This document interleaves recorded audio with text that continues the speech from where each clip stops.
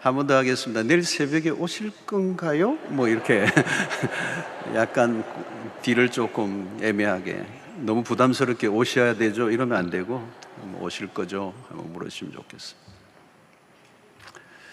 여러분, 사람이 살아가면서 가장 많이 하는 것 중에 하나가 염려입니다. 염려. 또 근심이라고 하기도 하고 걱정이라고 하기도 하죠. 어떤 경우는 얼마나 우리가 여기에서 빠져나오지 못해요. 염려하는 것들이 많이 있습니다. 하루 종일 염려할 수도 있고, 또 일평생 가장 많이 하는 게 염려가 아닐까. 별별 염려를 우리가 다 하고 삽니다. 자, 오늘 본문에서 보면 여러분들, 이 성경의 산상수훈이죠. 예수님이 직접 하신 설교입니다. 이 본문에서 예수님이 염려하지 말라, 염려하지 말라, 명령형으로 얘기하셨어요. 염려하면 불순종인 겁니다. 죄 짓는 겁니다. 그런데 우리는 그 염려를 계속하는 거죠. 예수를 10년 믿었는데도 염려로부터 자유롭지 못해. 20년 믿었는데도 염려하고 살고. 그 불순종이죠. 특히 예수님이 염려에 대해서 명료한 결론을 하나 주시는데, 27절에 보니까 너희 중에 누가 염려함으로 그 키를 한 자라도 더할 수 있겠느냐. 안 된다는 겁니다. 아무리 염려한다고 해서 키가 클 수 없다는 겁니다. 염려를 해서 키가 클 수 있다면 제가 이 키로 있지 않습니다. 그리고 아주 염려를 많이 했더니 한 달 사이에 한 1mm가 자랐다. 그러면 계속 해야죠. 목표를 세우고죠. 한 2년 목표로 해서 1m 한 87 정도까지 제가 크고 싶어요. 염려만큼 비생산적인 게 없습니다. 염려를 많이 했더니 뭔가 호전되었다, 그런 건 없어요. 오히려 염려하면 병이 더 악화되죠. 그런데도 염려를 하는 겁니다. 그래서 염려는 백해무익이다. 염려로 할 수 있는 일은 아무것도 없어요. 이 산상수훈에서 아주 중요하게 다루는 것 중에 하나가 있는데요. 그게 뭐냐면 마음의 단일성입니다. 단일성. 마음의 통일성. 마음이 나누어지지 않는 것입니다. 염려가 위험한 게 뭐냐? 마음이 나누어진다는 것입니다. 초점이 흐려진다는 거죠. 그럼 방향을 잃어버린 것이죠. 오늘 25절을 시작하면서 therefore, 그러므로, 이 접속사입니다. 바로 앞절이 연결되는 겁니다. 앞절이 뭐죠? 유명한 구절인데, 한 주인이 두 주인을 섬기지 못할 것이니 혹 이를 미워하고 저를 사랑하거나 혹 이를 중히 여기고 저를 경히 여김이라. 너희가 하나님과 재물을 겸하여 섬기지 못하느니라. 이 두 주인을 섬길 수 없다. 이 두 주인은 명확하죠. 하나님과 재물. 2000년 전에 예수님이 하신 말씀입니다. 어떤 주인이든 전부를 요구하기 때문에, 온전한 순종을 요구하기 때문에 그렇습니다. 염려란 뭐냐? 마음이 나누어지는 것이다. 왜 나누어지느냐? 여러 개를 쫓기 때문이다. 동시에 여러 것을 추구하기 때문이다. 두 주인을 섬기면 염려하게 된다는 거예요. 그래서 이 산상수훈은 마음의 온전함, 나누어지지, 깨어지지 않은 상태의 마음, 그게 마음의 집중력이죠. 이 집중력이 없어서 사고가 나고, 운전을 하다가도 막 뻥 들이받고, 마음이 산란하다 그러죠. 그게 염려예요. 한 남자가 아내 외에 다른 여자를 사랑하면 어떻게 될까요? 염려가 많아진다. 아내 생일 챙기기도 쉽지 않은데, 자주 까먹어가지고 혼이 나는데, 또 한 사람을 또 더 챙긴다니, 이게 보통 일이 아니에요. 기술적으로는 가능할지 모르지만 마음이 나누어져 있는 상태이기 때문에 누구든 충성을 요구하기 때문에 충성을 할 수 없는 것이죠. 예수님에게 마르다에게 하신 말씀이 하나 있죠. 누가복음 10장 41절로 42절로 보니까 주께서 대답하여 이르시되 마르다야 마르다야 내가 많은 일로 염려하고, 그랬어요. 많은 일로 염려하고 근심하나 몇 가지만 하든지 혹은 한 가지만이라도 족하니라. 마리아는 이 좋은 편을 택하였으니 빼앗기지 아니하리라 하시니라. 여기서도 염려와 근심이 나와요. 왜 마르다가 염려와 근심을 했느냐? 많은 일을 하려고 했다. 이게 뭐예요? 더블 포커스라고 얘기하는 것입니다. 싱글 포커스가 아니고 더블 포커스. 사자가 아무리 사자가 용맹하고 대단해도 한 마리의 토끼만 쫓아야지 두 마리 토끼를 동시에 잡을 수는 없다. 자, 마르다의 문제는 뭡니까? 주님을 사랑했어요. 그런데 주님만 사랑한 게 아니고 자기를 더 사랑한 것 같습니다. 왜 분주하게 행동을 했는가 하면 주님에게 인정받고 싶은 거죠. 그 마음 안에는 뭐가 있습니까? 자기를 사랑하는 마음이 있는 거죠. 마리아는 주님에게 초점을 맞추고 있었지만 마르다는 주님에게 초점을 맞춘 게 아니에요. 자기에게 초점을 맞추고 있는 것입니다. 여기서 우리는 마르다의 내면에 숨겨져 있는 욕망을 우리가 보게 되는 겁니다. 결국 염려란 욕망과 연결돼요. 욕망의 문제를 해결하기 전에는 염려는 사라지지 않습니다. 그래서 욕망이 클수록 염려의 덩어리는 더 커져가게 되는 것입니다. 그래서 염려는 지금 무엇을 욕망하고 있는가와 연관이 깊습니다. 사랑과 욕망은 언뜻 보면 비슷해요. 그런데 마르다는 사랑보다 욕망에 가깝습니다. 욕망의 시선은 자기 자신에게로 향해 있기 때문에 그렇습니다. 상대를 위해 헌신하고 최선을 다했지만 결국 이게 깨어지는 이유는 결국은 자기 만족에 초점을 두고 있기 때문입니다. 많은 결혼 생활에서도 불행을 맛보는 이유는 사랑의 그 모든 요구가 자기 자신에게로 있는 상대를 사랑하는 것이 아니고 자기를 사랑하는 것이 너무 강하기 때문에.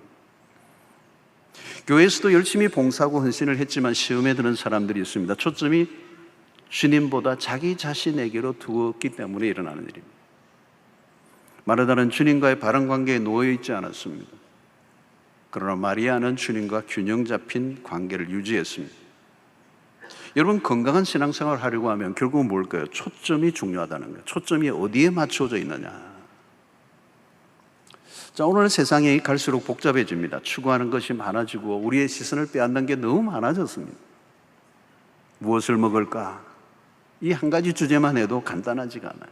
무엇을 마실까? 요즘 슈퍼 가보십시오. 마실 게 한두 종류인가? 어마어마하게 많아요. 여러분 25절에 보십시오. 그러므로 내가 너에게 이르노니 목숨을 위하여 무엇을 먹을까, 무엇을 마실까, 뭘 위하여 무엇을 입을까 염려하지 말라. 목숨이 음식보다 중하지 아니하며 몸이 의복보다 중하지 않다. 자, 여기에 무엇을 먹을까, 마실까, 입을까, 이것도 뭐예요? 생존의 문제들입니다. 어떤 분은 자녀에 대한 염려를 하는데 사실은 들어가 보면 자녀에 대한 염려보다도 그 자녀의 앞날을 위한 염려인데 그건 결국 뭐냐면 저렇게 공부 안 하고 어떻게 먹고 살 거냐 이런 겁니다. 염려의 사이즈의 차이가 날 뿐이지 모든 사람들은 염려 속에 살고 있습니다. 자, 오늘날 문화는 우리의 감각을 극도로 자극하고 있습니다. 먹는 거 하나만 해도 간단하지 않아요. 우리의 시각과 후각과 미각이 굉장히 예민해져 있어요. 요즘도 식당에 가면 웬만하게 하면은 망합니다. 옛날 같지 않아요. 사람들의 미각이 굉장히 발달했기 때문에 시각도 굉장히 발달했어요. 커피 한 잔도 그냥 마시지 않습니다. 우리나라가 커피가 얼마나 이제 소비량이 대단한지 미국보다 더 많이 마시는 것 같아요. 그냥 마시지 않나요? 요즘은 원두가 어디 거니? 콜롬비아니, 에티오피아니 어디에서 왔는지, 콩을 잘 구웠는지, 물은 어떤 물을 썼는지. 여러분, 매우 까다로워졌어요. 옷을 입는데도 간단하지 않습니다. 색상과 디자인만 보는 게 아닙니다. 브랜드뿐만 아닙니다. 유행에 얼마나 민감합니까? 이제는 먹고 배를 채우는 것으로 만족하는 시대가 아니요 욕망을 만족시켜야 합니다. 시각과 후각과 미각을 만족시키는 일은 어려워요. 왜요? 욕망 때문에. 이 욕망의 특징은 계속 부풀어 오른다는 것입니다. 떡을 구한다고 해서 떡으로만 끝나지 않습니다. 떡을 구하는 것에 초점을 맞추는 순간 우리는 더 많은 떡, 더 질 좋은 떡을 구하게 됩니다. 욕망은 우리로 적당한 수준에 멈추지 않게 합니다. 더 많은 떡을 차지하기 위해 경쟁해야 하고 투쟁해야 되고, 다른 사람을 것을 빼앗기 위해서 머리를 써야 하고, 곤모술수를 써야 되고, 꾀를 써야 하는 거예요. 그래서 오늘날 세상은 떡의 전쟁인 것입니다. 사람들이 분주합니다. 결국 중심의 문제, 뭔가가 중심이 흔들려져 있는 것입니다. 내가 왜 사는지, 내가 무엇을 위해서 존재하는지, 그 방향성을 잃어버리고 말았던 것이죠. 그래서 염려란, 그 염려 자체가 문제가 아니라 염려가 가져다 주는 폐해예요. 그것은 다 초점이 일어나는 거예요. 너무 많은 것을 쫓으려고 하는 것입니다. 여러분, 예수님의 삶의 특징을 보면 단순했습니다. 예수님의 생애를 공생에 쫙 보면은 심플 라이프였어요. 예수님은 무엇을 먹을까 마실까 입을까 염려하는 삶을 살지 않았습니다. 어쩌면 예수님은 당신의 자신의 삶을 잘 이 본문 속에서 드러내고 있습니다. 여러분, 우리가 그리스도를 따르고자 한다면 단순한 삶을 살아야 됩니다. 심플 라이프를 살아야 됩니다. 복잡한 삶을 살고 있다면 이미 내 삶은 그리스도를 따르는 길에서 벗어나 있는 거죠. 단순한 삶이란 여러 가지를 쫓는 게 아니에요. One thing, 한 가지. 분명한 우리의 관역을 맞춰야 해요. 어떻게 하면 단순한 삶을 살 수 있을까? 우리의 삶의 초점을 재조정해야 합니다. 무엇을 입을까, 먹을까, 마실까, 입을까의 초점을 하나님의 나라로 관심을 옮겨야 한다. 초점을 바꿔야 한다. 초점을 바꾸기 전에는 염려로부터 자유로울 수가 없다는 거예요. 자, 그 초점을 오늘 33절에 우리 주님이 잘 말씀하셨죠. 그런즉, 다 얘기를 하고 난 다음에 그런즉 너희는 먼저, 여기 너희는 뭐예요? 이방인들과 다른 너희는 무엇을 먹을까, 무엇을 마실까, 무엇을 입을까로 모든 삶이 초점이 맞춰져 있는, 그렇게 살아가는 사람들과 다른 그 이방인들은 그렇게 살아가지만 그들과 다른 너희는 먼저 그의 나라와 그의 의를 구하라. 그리하면 이 모든 것을 너에게 더하시리라. 여러분, 이 한 구절 안에 명확한 그림이 들어있어요. 우리의 관심의 무게를 하나님의 나라로 옮겨라는 거예요. 주님에게는 하나님의 나라가 선명했습니다. 공생의 시작과 함께 외친 선포는 하나님의 나라였습니다. 주님은 하나님의 나라를 위해 오셨습니다. 바울도 마찬가지예요. 그의 모든 관심은 하나님의 나라였습니다. 그래서 그의 삶은 심플했죠. 사도행전 20장 24절에 보면 내가 달려갈 길과 주 예수께 받은 사명, 그게 오늘 마태복음 6장 33절에 말씀하는 그의 나라와 그의 의를 구하는 삶이에요. 내 달려갈 길과 주 예수께 받은 사명, 곧 하나님의 은혜의 복음을 증언하는 일을 마치려 하면은 나의 생명조차 조금도 귀한 것으로 여기지 아니하노라. 내 생명까지 바칠 만한 분명한 삶의 목표를 발견하고 내가 달려갈 수 있었던 것은 초점이 분명했기 때문에 그 초점은 바로 하나님의 나라. 그러니까 심플하게 사는 것입니다. 여러분, 하나님을 위해 분명한 사명을 발견하는 사람들의 특징이 있어요. 삶이 심플해요.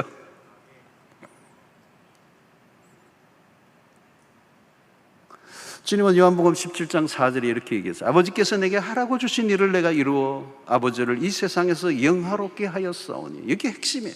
아버지께서 나에게 하라고 하신 그 일을 내가 이루었다. 여러분, 예수님의 공생애를 보면 많은 일을 하셨습니다. 병자들을 고치셨어요. 눈먼 자를 눈뜨게 하셨습니다. 38년 된 병자를 낫게 하셨습니다. 나병 환자를 낫게 하셨습니다. 그러나 여러분, 예수님이 동네방네 다 다니면서 모든 병자를 다 낫게 하신 게 아니에요. 기적을 행하셨지만 기적 자체가 초점이 아니었습니다. 주님의 관심은 하나님의 나라예요. 우리도 마찬가지예요. 하나님 앞에서 우리가 할 일이 있는 것이죠. 예수님은 33년의 생애로 끝나셨지만 그분은 아버지가 하라고 하신 일을 완성하셨습니다. 그래서 십자가상에서 예수님은 테텔레스타이, 다 이루었다. 33년의 생애로 끝나셨지만 그분은 아버지가 하라고 하신 일을 완성하셨습니다. 그래서 십자가상에서 예수님은 테텔레스타이, 다 이루었다. 33년의 생애로 끝나셨지만 그분은 아버지가 하라고 하신 일을 완성하셨습니다. 그래서 십자가상에서 예수님은 테텔레스타이, 다 이루었다. 뭘 다 이루신 거예요, 여러분? 아버지가 아들에게 하라고 한 그 일, 십자가를 통한 구원의 사명, 그 일을 이루었다는 것이죠. 자, 그것이 여러분 하나님의 나라의 우선순위가 잡힌 인생이에요. 여러분 삶의 우선순위를 분명히 해야 합니다. 모든 것을 우리가 다 할 수가 없어요. 인생은 짧습니다.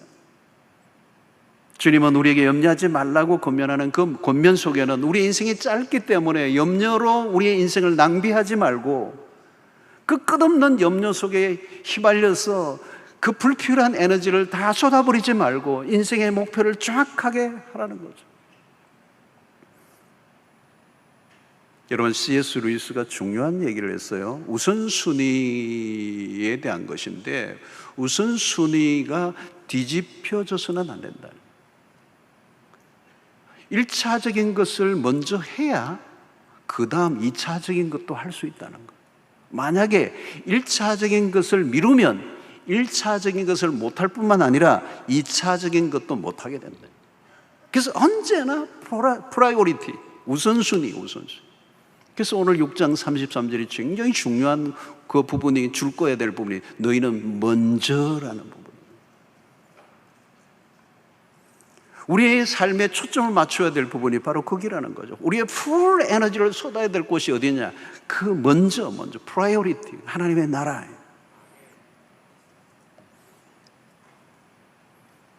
여러분, 그 하나님의 나라에 초점을 맞추면 우리의 삶이 단순해져요. 그리고 초점이 맞춰질수록 우리의 염려는 현격하게 줄어들게 됩니다. 왜냐하면 관심이 다른 곳에 있기 때문에 그렇습니다. 하나님의 나라에 초점을 맞추면 무엇을 먹을까, 입을까, 마실까 연연하지 않아요. 굉장히 생각이 심플해져요. 생존에 관련된 것은 그렇게 내가 막 움켜쥐고 집착하지 않아도 되는 거죠. 먹을 일이 있으면 먹고,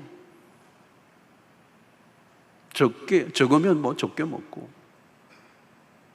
막 맛있는 게 있다고 맛있는 걸 막 쫓아다닐 필요가 없어요. 있으면 먹는 거고. 막 어디 가가지고 막 어디 꼴짝꼴짝하게 찾아가지고 줄 서가지고 먹을 이유가 없다.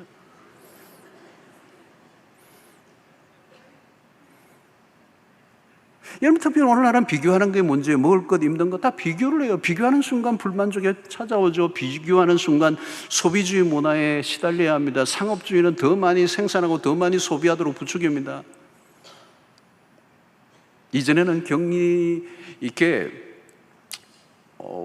이게 마을이 이렇게 있고 그 마을에서 그 마을을 옆에 마을을 가기도 힘들고 이게 다 격리되어 있었죠. 그런데 오늘날은 국경도 없어요. 인터넷으로 하면 온 세계가 연결되어 버리고 비교에서 벗어나기 일이 사실 쉽지가 않습니다. 우리가 어디를 바라볼 것인가? 우리가 하나님의 나라에 초점을 맞추지 않으면 비교하느라 정신이 없게 되는 거예요. 눈에 보이는 세상의 나라, 그 안에 빠져들어가는 거예요.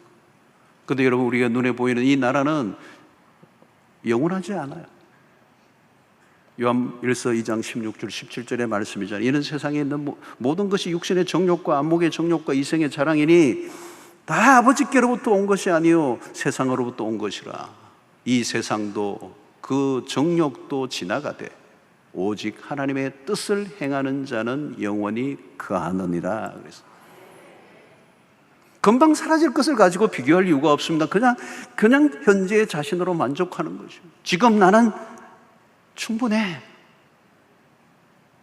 여러분, 이전에는 없는 것 투성이었습니다. 여름에도 부채도 없을 때가 있어요. 여름에 더워도 그냥 책받침 가지고 책받침도 쇳덩어리 같은 걸로 만들어가지고 두꺼워가지고 하다가 치고 이렇게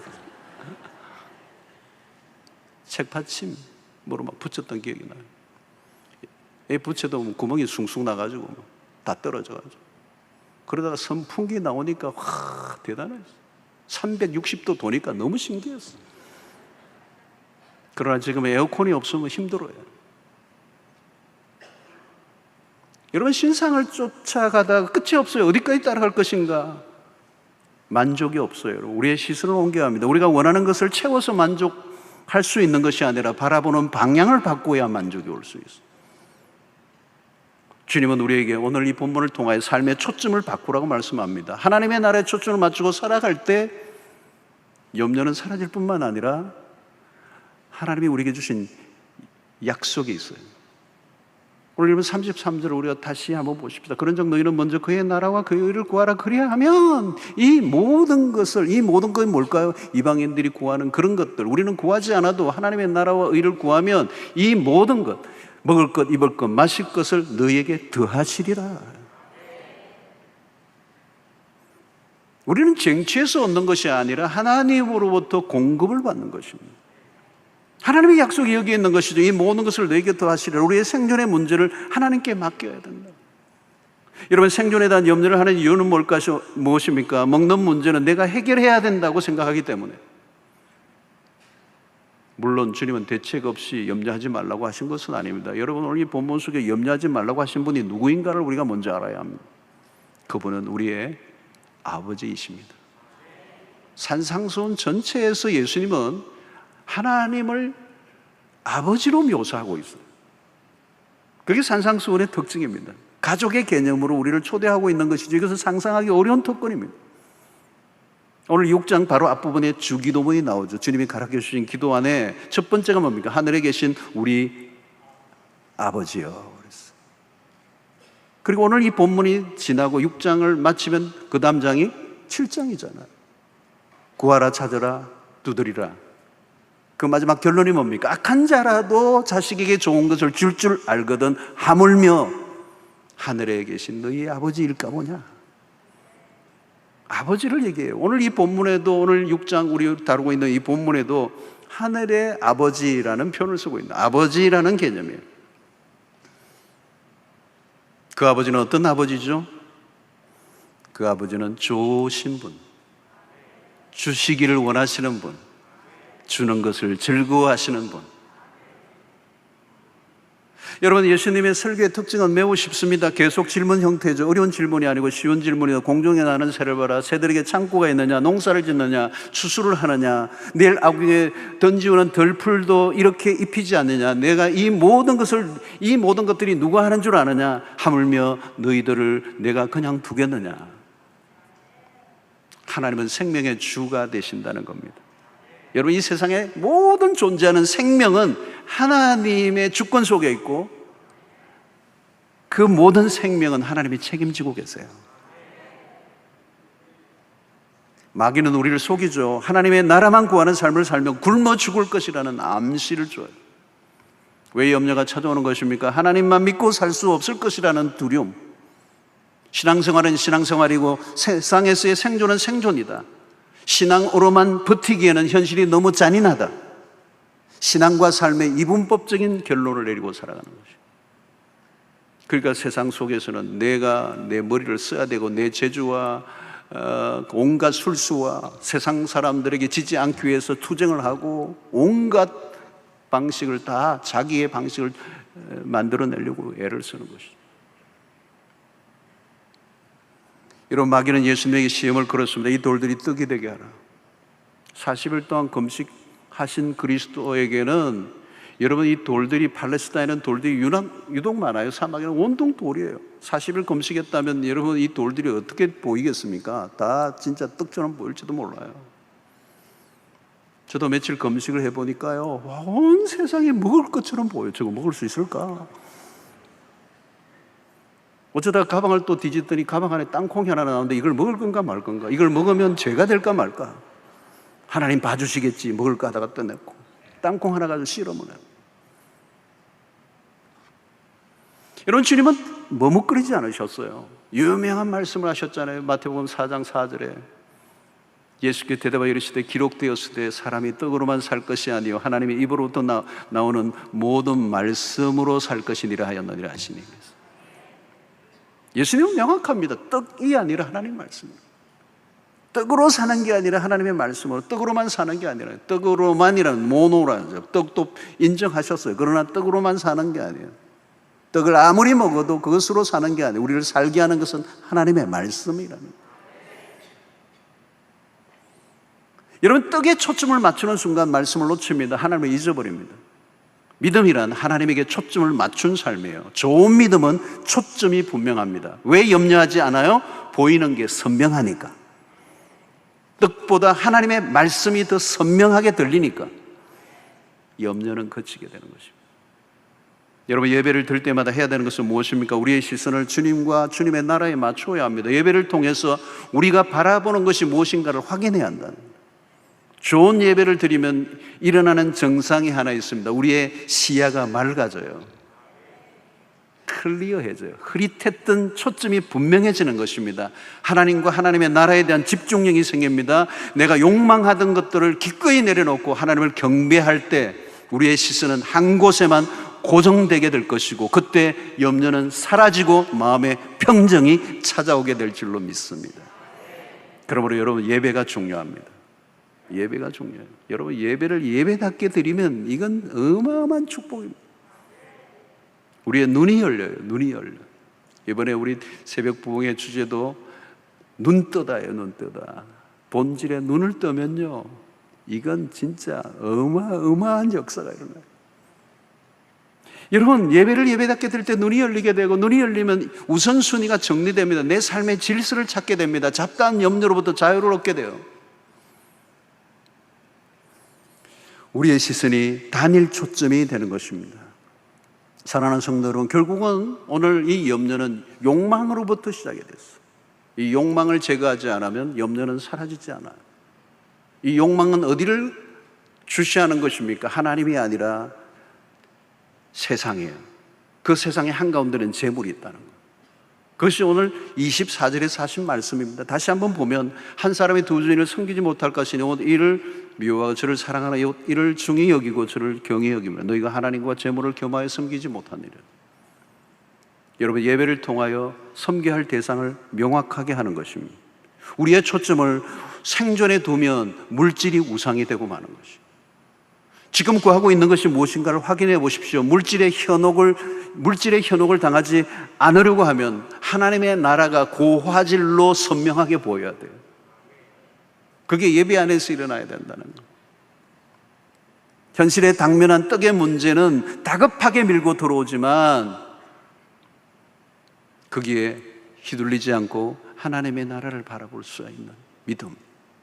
매일 우리가 실험해야 되는 것은 우리의 초점입니다. 말씀에 귀를 기울여야 돼요. 주님의 말씀을 대내야 합니다. 사람이 떡으로만 사는 것이 아니요, 사람이 떡으로만 사는 것이 아니요, 사람이 떡으로만 사는 것이 아니요, 하나님의 말씀으로 사는 것이다. 하나님의 말씀으로 사는 것이다. 하나님의 말씀이 없으면 못 산다. 여러분, 하나님의 말씀이 말씀으로 들려지면 내 삶이 활력이 일어나요. 소망이 일어납니다. 먹는 것이 전부인 것처럼 거기에 휘둘리며 살아갔던 인생, 그러나 하나님의 말씀이 들어오면 여러분, 내 삶에 새로운 생동감이 일어납니다. 여러분, 우리에게 떡보다 더 절실한 것은 하나님의 말씀입니다. 세상의 유혹이 밀려와도 하나님의 말씀을 충분히 먹고 나면 이길 힘이 생길 줄로 믿습니다. 말씀의 시선을 고정하시기 바랍니다. 하나님의 말씀을 놓치는 순간 내 인생 전체가 기근이 오는 거예요. 욕망은 더 커지게 되고 만족은 불가능하게 되고 염려는 커지게 되는 것입니다. 하나님의 나라를 구하는 삶을 살아가는 여러분들이 되시기를 바랍니다. 하나님의 나라를 현실 속에 경험할 수 있게 되기를 바랍니다. 그래서 오늘 여기 하나님의 나라와 의를 구한다라고 하는 것은 하나님의 나라를 구체적으로 내가 현실 속에 살아야 그것을 경험할 수 있는 거죠. 그 경험이 어떤 것입니까? 하나님이 주시는구나. 하나님이 하시는 일이구나. 모든 것은 하나님으로부터 오는 것이구나. 하나님이 우리의 아버지이시구나 라고 하는 것을 현실 속에 경험할 때 하나님의 나라를 경험하는 것이 신기한 일들이 일어나는 것입니다. 여러분, 그것을 경험해 봐야 우리는 고아처럼 살지 않게 되는 것입니다.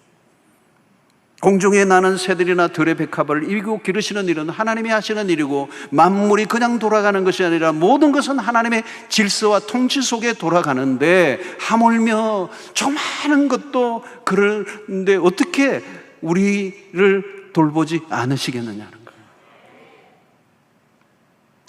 며칠 전에 참 귀한 것을 봤어요. 제가 창문에 이렇게 보는데, 우리 창문, 내가 있는 창문에 무슨 조그마한 이름도 알 수 없는 벌레 한 마리가 딱 창문에 붙더라고요.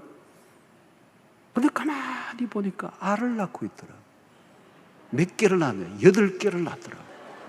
조그마해요. 자세히 보지 않으면 그 벌레 자체도 볼 수 없는 작은 벌레예요. 근데 조그마한 게 붙더니 뭐가 움직이는 거예요. 근데 자세히 보니까 알을 8개 낳더라. 아주 균형 맞춰서 딱 8개를 낳더라. 그리고 훌쩍 떠나더라고. 그래서 제가 계속 며칠 동안 지켜봤어요. 이 알들이 안 죽어요. 살아있어요. 아마 그걸 얼마 되면 이제 다시 살아나겠죠. 모든 생명은 하나님의 주권 속에 있어요. 나비가 날아가고 가을에 잠자리가 날아가고 꽃들이 피어있고 하물며 너일까 보냐. 여러분, 사명과 생존을 뒤섞지 마십시오. 명확히 구분하십시오. 주님이 가라고 하신 길을 걷고 주님이 하라고 하신 일을 하면 돼요.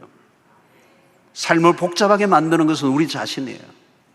우리의 삶을 혼란 속으로 집어넣는 것도 우리 자신이에요. 더 많은 염려를 불러들이는 것도 우리 자신이에요. 하반기가 시작되는 시점입니다. 다시 한번 영적 초점을 맞추는 시간이 되기를 원하고, 내일 새벽부터 한 주간 영껏 회복, 새벽 부흥회를 통하여 영적인 이 초점을 분명히 맞추는 시간이 되어야 될 겁니다. 우리의 시야가 흐려져 있으면 혼란이 찾아옵니다. 세상의 염려가 벌떼처럼 달려들어요.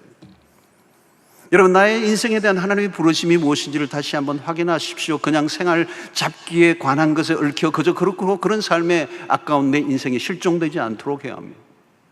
요즘 염려가 많아지고 있습니까? 내 삶이 점점 복잡해지고 있지는 않습니까? 코로나 팬데믹을 지나면서 우리의 삶이 훨씬 더 이전보다 팍팍해진 건 사실이에요. 앞으로도 마찬가지입니다. 이러면 세상은 더 좋아지지 않아요. 기술 문명의 발달로 편리해지기는 하지만 그 편리함이 우리의 삶을 더 업그레이드 시켜주지는 않아요. 세상이 흘러가는 대로 우리의 삶을 맡기면 우리는 갈수록 더 복잡하게 되고 염려는 눈덩이처럼 늘어날 것입니다. 세상을 바라보십시오. 한마디로 염려투성입니다. 돈 있는 사람은 돈 있는 대로, 없으면 없는 대로.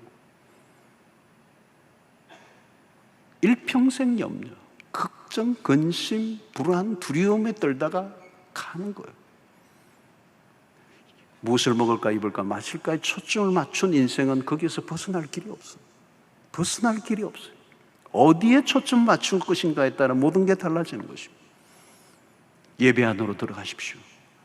여러분들의 눈이 맑아지기를 바랍니다. 하나님의 나라에 대한 그림이 명확해지기를 바랍니다. 사라질 것과 사라지지 않을 것, 영원한 것과 영원하지 않는 것을 구별할 수 있는 눈이 있게 되기를 축원합니다. 오늘 33절 하나님의 나라와 의를 구하라는 이 말씀은 원문적으로 보면 계속적인 의미가 있어요. 구하라는 말은 한 번만 구하고 끝나라는 얘기가 아니에요. 계속 구하라는 거예요. 만약에 우리가 계속 하나님의 나라와 의를 구하는 삶을 놓쳐버리고 우리의 시선이 다른 곳으로 향하게 하는 순간 우리는 염려의 바다에 빠져버리고 말합니다. 그래서 주님은 오늘 여기에 문법적으로 계속 구하라는 거예요. Consistency, 지속적으로 끊임없이 하나님의 나라를 바라보라.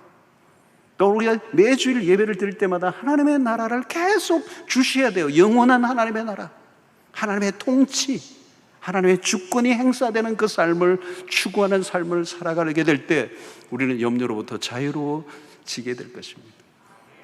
여러분, 하나님의 나라는 이미 시작되었어요. 하나님의 나라는 멀지 않습니다. 여러분들의 마음에서부터 이미 시작되었습니다. 내가 먹고 마시는 모든 문제도 하나님이 감섭해 주실 것을 믿으시기를 바랍니다. 일상 속에 하나님의 주권을 인정하시고 그분의 통치를 받으세요. 주일날 와서 신앙생활을 하는 거고 예배 드리는 거, 월요일부터는 직장에 가면 그냥 내 방식대로 살아가는 것이 아니라 모든 일상 속에, 직장 속에서, 사업 속에서 하나님의 통치를 받으셔야 돼요. 그분이 왕 되셔야 돼요. 그분의 지도를 받으시고 그분의 인도를 받으시고 그분의 말씀 앞에 순종하는 일상을 여러분의 직업 속에, 현장 속에서도 사셔야 돼요. 나는 예배는 드리지만 내 마음대로 살아가고 내 방식대로 살아가겠다는 것은 하나님의 나라를 구하는 삶의 방식이 아니에요. 그러나 여러분, 현실에 들어가면 매일매일의 죄어오는 현실의 압박감, 계산이 나오지 않는 현실, 그래서 타협하고 싶어 하고 내 방식대로, 세상 사람들의 기준대로 그냥 살아가고 싶은 유혹이 있을 때 우리는 하나님을 모셔드려야 돼요. 정직하게 행하고 진실하게 행하고 다른 사람보다 더 적극적으로 바르게 행하는 우리의 노력이 필요한 것이죠.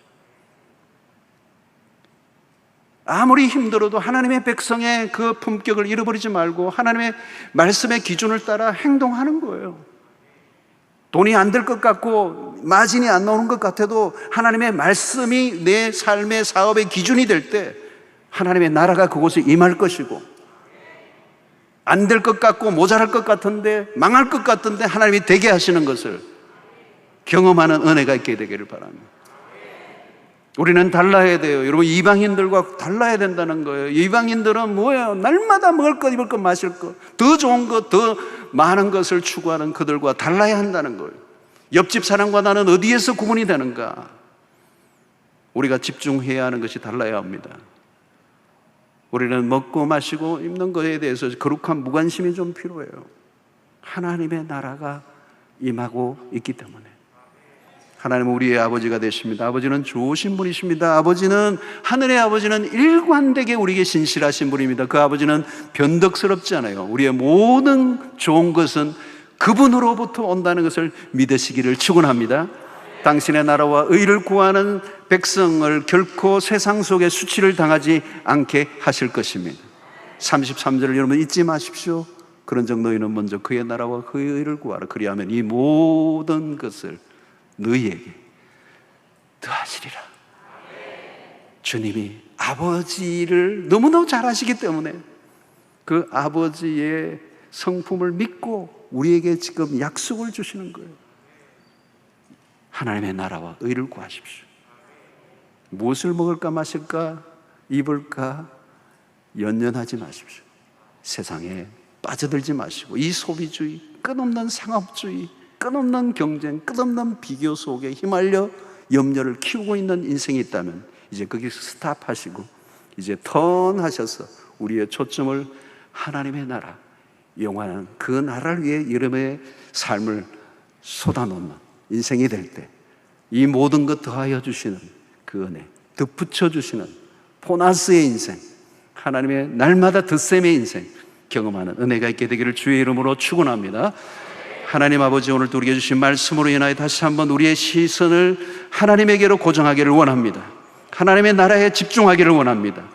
먹고 마시고 입는 문제로 인히 연연하지 않게 하여 주시옵시고, 거룩한 하나님의 나라, 눈에는 보이지 않지만 이미 임한 그 하나님의 나라가 점점 커져가고 있다는 사실을 믿고 그분의 통치 아래 살아갈 때 염려는 끝이 나고 하나님이 채워주시는 풍성한 은혜를 누리며 사는 주의 백성들 되게 하여 주시옵소서.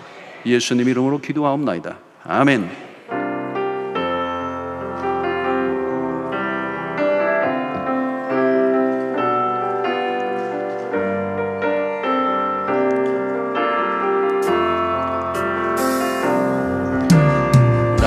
주님의 기쁨 되기 원하네. 내 마음을 새롭게 하소서. 새 부대가 되게 하여 주사. 주님의 빛 비추게 하소서. 내가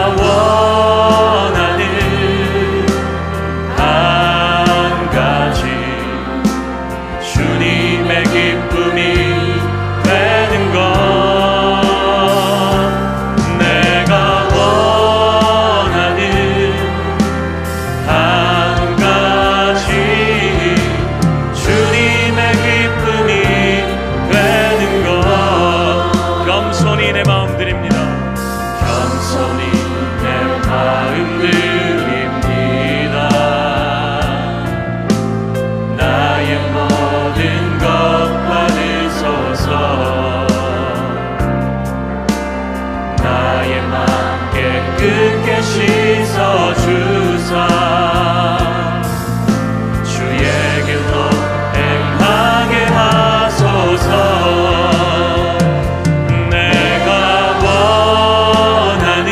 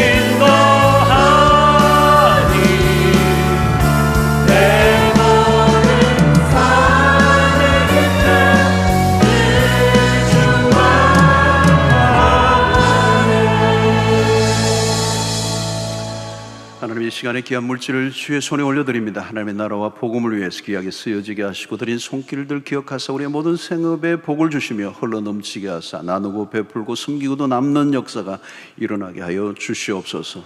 꾸어줄지언정 꾸러 다니지 않게 하여 주시옵시고 우리의 모든 삶의 공급이 위로부터 옴을 믿고 주님의 방식으로 살아가게 될 때 하나님께서 함께 하시는 것을 삶의 현장에서 날마다 경험할 수 있도록 도와주시옵소서.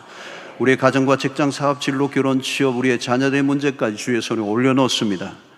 염려하지 않겠습니다. 하나님께 맡기겠습니다. 우리에게 평안을 주시옵시고 담대함을 주시옵시고 주님이 더하여 주시는 것을 맛보게 하여 주시옵소서.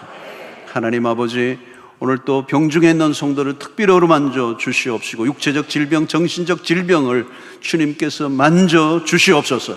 암덩어리라도 떨어져 나가게 하여 주시옵시고 불면증, 우울증, 공황장애가 떠나가게 하여 주시옵소서. 오늘 또 하나님 아버지, 처음 난 우리 귀한 교우들, 우리와 함께 한 가족으로 믿음의 길을 걸어갈 때 승리하게 하여 주시옵소서. 교회를 위해 수고하는 일꾼들 오늘 또 힘주시고 기쁨 더하여 주시고 복을 더하여 주시옵소서. 이제 흩어져 있는 우리 교우들 군대로 유학으로 출장을 어디에 있든지 주께서 임마누엘로 함께하여 주시옵소서. 이제 세상을 향하여 나가는 주의 백성들의 발걸음을 인도하시고 한 주간 동안 우리의 모든 삶의 여정 걸음걸음을 주님이 지켜주시며 주의 권능의 팔로 붙잡으시고 주의 은총의 옷깃으로 덮어 주시옵소서. 예수님의 이름으로 기도하옵나이다. 이제는 우리 주 예수 그리스도의 놀라우신 은혜와 하나님의 크신 사랑과 성령의 교통하심이 우리의 시선을 이제 먹고 마시고 마시는 것에 두지 아니하고 하나님의 나라에 초점을 맞추고 살아가게 될 때 하나님의 보여주시는 그 풍성한 하나님의 나라 경험하며 살기로 결단하고 돌아가는 주의 백성들 머리 위에 지금부터 영원토록 함께 있을지어다. 아멘.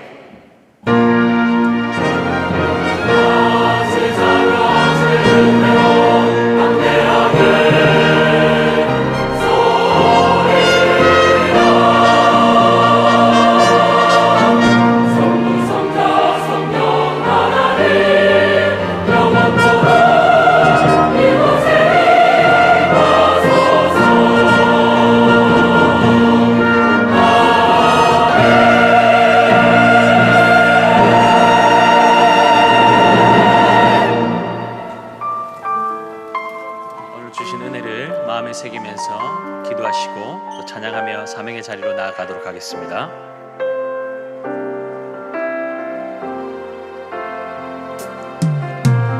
이 세상을 살아가는 동안에 나의 힘을 의지할 수 없으니 기도하고 낙심하지 말 것을 주께서 참 소망이 되심이라. 주의 길을 걸어가는 동안에 주의 길을 걸어가는 동안에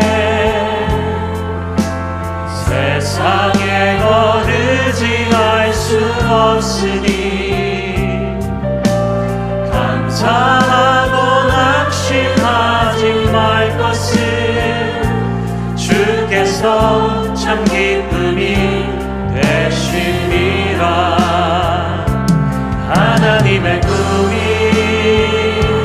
나의 비전이 되고 예수님의 성품이 나의 인격이 되고 성령님의 권능이 나의 능력이 되길 원하고 바라고 기도합니다. 하나님의 꿈이 나의 비전이 되고 예수님의 성품